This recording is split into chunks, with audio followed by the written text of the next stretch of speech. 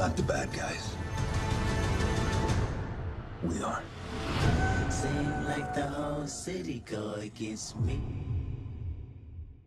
Den of Thieves is directed by Christian Gudegast with a screenplay by Christian Gudegast and a story by Christian Gudegast and Paul Scheuring. The film stars Gerard Butler, Paul Schreiber, O'Shea Jackson Jr., and Curtis Jackson, aka 50 Cent. According to IMDb's plot synopsis, an elite unit of the LA County Sheriff's Department and the state's most successful bank robbery crew clashes as the outlaws plan a seamlessly impossible heist on the Federal Reserve Bank. Crime films are a genre I don't mind. They are a genre that has been around for a very, very long time, and to this day we still get them in the case of this movie. But they aren't like my go-to type of films. I'm not looking to always go to a movie for like a heist type of film. But I do enjoy the occasional ones at best. I do enjoy action movies, which of course this certainly fits the bill. But still, crime movies, they're not like my preferred choice of action. But regardless, I don't mind them. There's plenty of movies within the genre that some tend to land in the decent range, if you will. Some land into the terrible or awful to amazing movies, like ones like Heat, that a lot of people usually kind of go to when it comes to crime films. And there's usually the middle range. You usually will get movies that are usually average to decent at best, and that you can possibly enjoy, which is where I would say Den of Thieves lands in. This has all the classic trademarks of a crime movie, hands down. There is nothing about this movie that you can't say is a prime example of crime films in general. And overall, I enjoyed it. Look, there's a couple of problems with this movie. I'm not going to sit here and say that this movie was perfect, because it wasn't, but I had a fun time while watching it. So before addressing those said problems, here are the positives I have to say. The performances are decent across the board. Nobody is terrible in this film. Gerard Butler is having a fun time as Nick O'Brien. Butler knows how to play an asshole and a guy who can take no shit from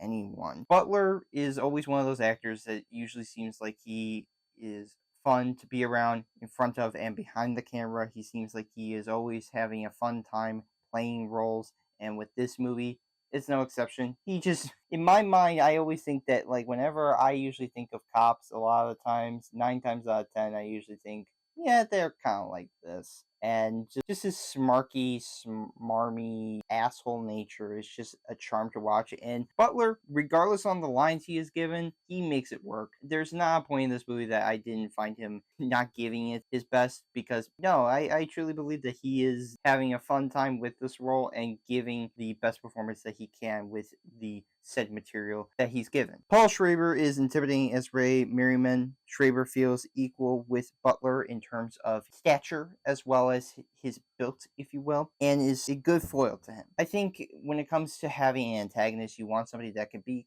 kind of like on par, or at the very least a little bit of a challenge for your main protagonist, and I think Paul Schreiber, he matches like the same type of level of intimidation as Butler brings with the role that he plays. And I think these two, when they do go at each other near the end of the movie, I think it's a fun watch, and it's a very nail-biting one at best. O'Shea Jackson Jr. is likable as Donnie Wilson. Jackson Jr. knows how to play calm and collective, but still feel pressured in tense moments. There are sequences in this movie where I do think that has to be, reserved and not freaking out as much as there are moments where you can kind of tell he's freaking out, but he knows how to play it kind of straight, but also knows when to still feel the pressure of the scenes that he is in. And I do think that for an actor like him, who recently is coming off the heels of something like Straight Outta Compton, I think this was a good enough movie for him to still bring forth his acting chops. The direction is solid. Director Christian Gudegast surprisingly keeps the film grounded, especially during gunfights, keep the film focused on the actors than on the spectacle all the time. I appreciate seeing a director like this, at the very least, not having to be all spectacle, because there's a lot of directors, if you're in this type of genre, or at least like action movies, you tend to kind of lose yourself in the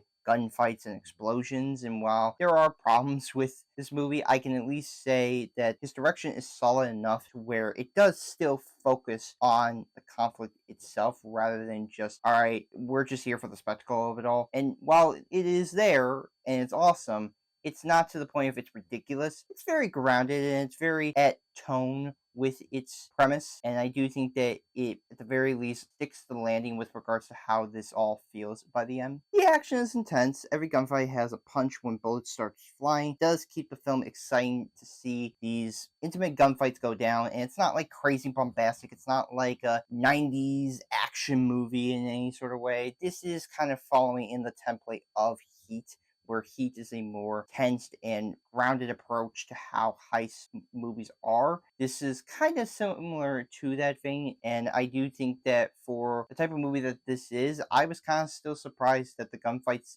themselves were actually really solid, and I was really appreciative of keeping this as grounded as it can be. The cinematography is well shot. Cinematographer Terry Stacy showcases the day and night of Los Angeles as being stark contrast of the LA life as a whole. Daytime and the nighttime feeling of it all fits well with the tone and vibe of this movie. Also, action sequences are shot well enough to capture it all. It doesn't feel like it's poorly shot or it's poorly put together. No, it's all well framed, it's all well planned out, and it's all captured so well enough to where you can see how the action is going down. It doesn't feel like it is all messy or handheld, shaky cam type of deal. It is, for the most part, a very well shot and well made movie. The story is enjoyable, though not original in its concept, and no movie is. It's fun enough watching Gerard Butler play cops and robbers. Not perfect, but it's enjoyable all around. It's a fun film with it being a crime film and seeing these cops going after these robbers and them trying to pull off an impossible heist, which I guess you could say it does kind of, when it gets to that part, does feel like a fantasy rather than reality, but you kind of go along with it. And for the most part, because the movie is grounded in a way where it doesn't feel like it is over the top, it doesn't feel like it ruins the experience of the entire thing. Production is admirable. Seeing the work into sets and action sequences shows a manageable and reasonable put together film, respecting the effort, time it took to keep these action sequences as level headed as they could and not feel ridiculous, but also to the setting of it being Los Angeles, using the night and day sequences as they are presented, I think were well managed and well executed in a way where it does feel like it was a well managed movie. Though a fun watch, it does stumble with a few issues that I saw with it, so here are now the negatives. The writing is generic. Writer Christian Gudegast makes a script that feels like a checklist of stereotypical lines that you hear in every crime/action film. At least actors like Butler, Schreiber, and Jackson Jr. make it acceptable. It's not so much that I don't think the dialogue is inherently super bad, but it's formulaic. You've heard it a dozen times. It's nothing truly enjoyable or memorable. It just kind of all feels like a blend of everything you've heard and seen in every one of these genres. The pacing runtime is too long, if you ask me. Scenes do feel like they go on longer than they should. With a runtime of 2 hours and 20 minutes, it did not need to be over 2 hours. It sure as hell didn't need to be almost close to 2.5 hours. I think this movie could have worked if it was at or at least under 2 hours. I think this could have all been fine, but the fact that this was over it, I think does feel like it was extended way more than it needed to, and having a bit of another issue I have with this film. The characters are bland. Aside from Nick, Donnie, and maybe Merriman, maybe, every other character just kind of feels like stock characters that you would see in one of these types of films. They could have had more memorable characters that could have stand out and could have lent themselves to the movie, but really, like, Nick's guys at the sheriff's department, I mean, they're just a bunch of regular dudes. Like, there's nothing really unique about them except, I guess, their ethnicity, but otherwise, that's really it.